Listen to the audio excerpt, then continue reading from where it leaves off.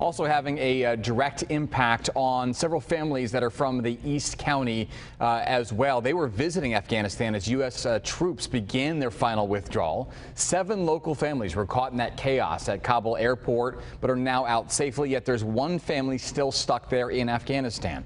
Our Misha DeBono is in El Cajon with the new information we're learning. Never in his wildest dreams did the superintendent here ever expect to be in the center of a situation like this. He and his team have been working around the clock trying to get families out of his district, out of Afghanistan, and it's working. There's one family remaining, but he says there are thousands more that are still there despite what the U.S. government is reporting.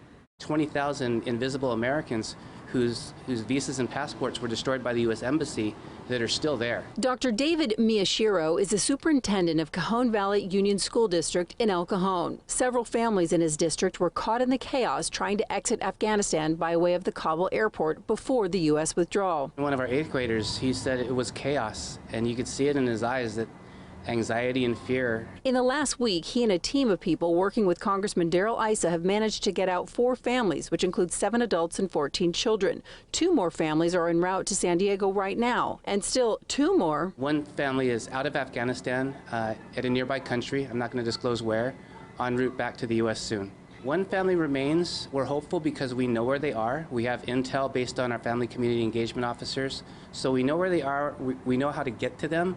And there still are means to do that. It's just much more complicated now. Cajon Valley is home to more than 500 Afghan families. Luckily, the ones who got out were already communicating with members of the school via social media. That's proved to be their lifeline. 3 different cell phones, talking with people locally that are family members in Afghanistan that are trapped, in Washington, D.C. that are providing tactical support, and in Afghanistan connected to Darrell Issa's team that are orchestrating the extractions. With the time difference, it's been a 24-hour-a-day mission. But according to Dr. Miyashiro, it's far from over. And he says the United States government is not telling the truth about how many Americans have been left behind. It's a conservative estimate to say that 1,000 children, U.S.-born or as children of SIVs, and 20,000 plus U.S. citizens and SIVs are still there, trapped.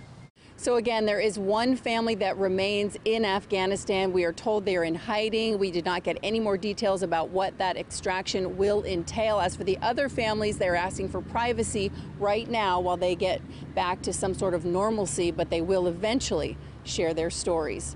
From El Cajon, Misha DeBono, Fox 5 News.